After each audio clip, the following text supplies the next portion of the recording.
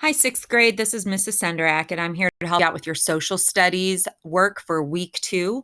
You'll notice that I have it in Google. This is one of the formats that is available to you this week. If you go to the Google Classroom, you can complete this assignment online, just like the rest of your assignments from your packet this week.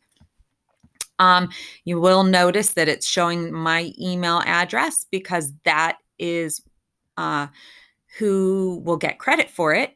I would, if I completed this assignment and submitted it, it connects it back to my email address. So that's something important to check for if you're doing your work online on Google. So let's go ahead and get started. The questions are kind of out of order or ordered strange because they came from a few different pages in a workbook that we have. So first, we're going to use this folk ballad to answer questions 7 through 11. I'll read the ballad first. The Wisconsin Emigrant. Since times are so hard, I've thought, my true heart, of leaving my oxen, my plow, and my cart, and away to Wisconsin, a journey we'd go to double our fortune as other folks do. While here I must labor each day in the field, and the winter consumes all the summer doth yield. Oh, husband, I've noticed with sorrowful heart, you've neglected your oxen, your plow, and your cart. Your sheep are disordered, at random they run, and your new Sunday suit is now every day on. Oh, stay on the farm and you'll suffer no loss, for the stone that keeps rolling will gather no moss. Oh, wife, let's go. Don't let us wait. Oh, I long to be there. Oh, I long to be great. While you some rich lady, and who knows but I, some governor may be before that I die. While here I must labor each day in the field, and winter consumes all the summer doth yield. Oh, husband, remember that land of delight is surrounded by Indians who murder by night. Your house they will plunder and burn to the ground, while your wife and your children lie murdered around. Oh, stay on the farm and you'll suffer no loss, for the stone that keeps rolling will gather no moss. Now, wife, you've convinced me. I'll argue no more. I never had thought of your dying before. I love my dear children, although they are small, but you, my dear wife, are more precious than all. We'll stay on the farm and suffer no loss, for the stone that keeps rolling will gather no moss. Question 7. In this ballad, the husband speaks one verse and the wife answers him in the next. What is the main issue between this couple?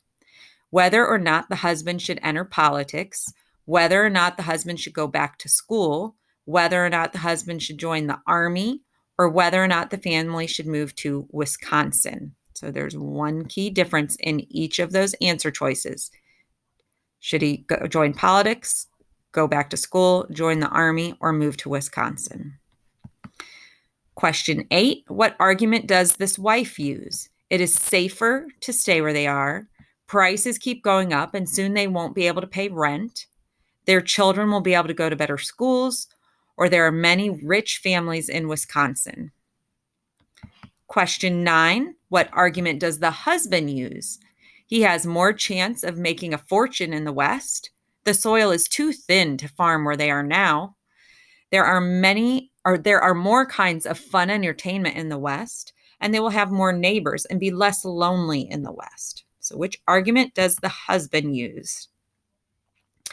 Question 10, the fourth verse includes these words, your house they will plunder. What does plunder mean? Does it mean enter, live in, rob, or set fire to? Question 11, which words in the ballad are an old saying that means it is a mistake to keep moving on? Is it, and the winter consumes all the summer doth yield? For the stone that keep rolling will gather no moss? Remember that land of delight? Or will stay on the farm and suffer no loss? So those are all the questions that go with the ballad. We'll move to the second section. And again, these are also in your packet. If you're doing the printed version, you're going to answer questions 5 through 9. Some questions have information in them you can use in your answer, and these are some examples for us to practice with. So question 5. In 1848, the United States signed the Treaty of Guadalupe Hidalgo. This treaty made a large area north of the Mexican border a part of the United States. The following states were carved out of this area: California, New Mexico, Texas, Arizona, Nevada, and Colorado. From which nation did the United States obtain these lands? Your clue comes from the words north of the Mexican border. So where did we get the land for those states from? Did we get it from Britain, France, Mexico, or Russia? Question 6. In 1664, Britain seized the colony of New Netherlands. 2 new British colonies, New York and New Jersey, were carved out of it. Which European people had owned New Netherlands? The question has a clue that might help you. You can guess that New Netherlands got its name from Netherlands. Perhaps you know that the Netherlands is a nation in Europe and that its people are Dutch. Now you have all the information you need to answer the question. So, which European people had owned New Netherlands? The Dutch, the French, the Portuguese, or the Spanish? Question 7. In the 1830s, the Cherokee Indians were forced to leave their homes in the Southeast. They made a long, hard journey to Indian Territory. What name is given to their journey? The Appalachian Trail, the Lewis and Clark Expedition, the Oregon Trail, or the Trail of Tears? If it was a long and difficult journey, how might they feel and what emotion might they show? And how would they show that emotion? That's your clue for that question. Question 8. In 1787, the Constitutional Convention created a new U.S. Constitution. This Constitution divided the government into 3 separate branches: the legislative branch, the executive branch, and the judicial branch. This meant that federal judges, who were members of the judicial branch, could not be fired. The legislative branch and the executive branch must both be in Washington, D.C. The president, who's the head of the executive branch, could appoint himself as a justice of the Supreme Court, or the judicial branch, or the president, the head of the executive branch, could not also be a member of Congress. All right, on to the last section of the social studies packet. And this one actually has clips of the pages in it. So I'm going to read right from here. Using context clues to work out what questions mean. What can you do if you read a question you don't understand? Suppose you were asked any of these questions.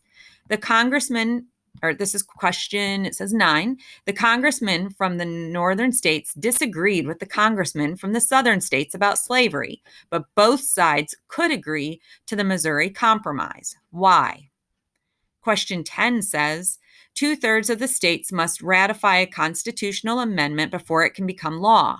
Why did the Equal Rights Amendment fail to become a part of the U.S. Constitution?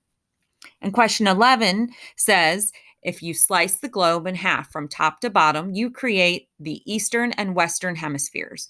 In which hemisphere does the United States lie? Each question includes a word you may not know: compromise, ratify, and hemisphere. You can work out the meaning of each of these terms from its context. Question 9 tells you that the congressmen from the North and the South disagreed about slavery, but they could agree to the Missouri Compromise. Suppose you and your mom disagreed about the best place to buy a pair of sneakers. She wanted to go to Target and you wanted to go to Sears. But you could both agree on Dick's Sporting Goods. Dick's is a compromise. The Missouri Compromise was a plan that both sides could accept. It allowed one new state to have slaves, and it banned slavery in another new state. The top of the page. Question 10 tells you how an amendment becomes part of the Constitution, because enough states ratify it. Even if you don't know the meaning of this term, you can guess that it means to approve or agree to. Question 11 is about geography and uses the term hemisphere. The question tells you that you create a hemisphere if you cut the globe in half. So a hemisphere must be half of our planet Earth. Once you understand the words in a question, you will feel more confident that you can answer it. Knowing what a word means may not give you the answer to the question, but it's a good way to begin finding the answer. Work out what a paleontologist is from the question below. Then rewrite the question using other words instead of paleontologist. So the question is, paleontologists use old bones to learn about the creatures of the ancient world. What else might they use? So in the blank on your packet or down here in Google, you should rewrite that question. Paleontologists use old bones to learn about the creatures of the ancient world. What else might they use? So figure out what you know about a paleontologist and rewrite that question using a different word for paleontologist to show that you were able to determine what it means. If you have any questions about your social studies work in this week's packet, you can email your teachers. Mr. Smith, Mrs. Durbin, Mrs. Senderak, Mrs. Comfer would all be able to help you with this packet. And have a good day.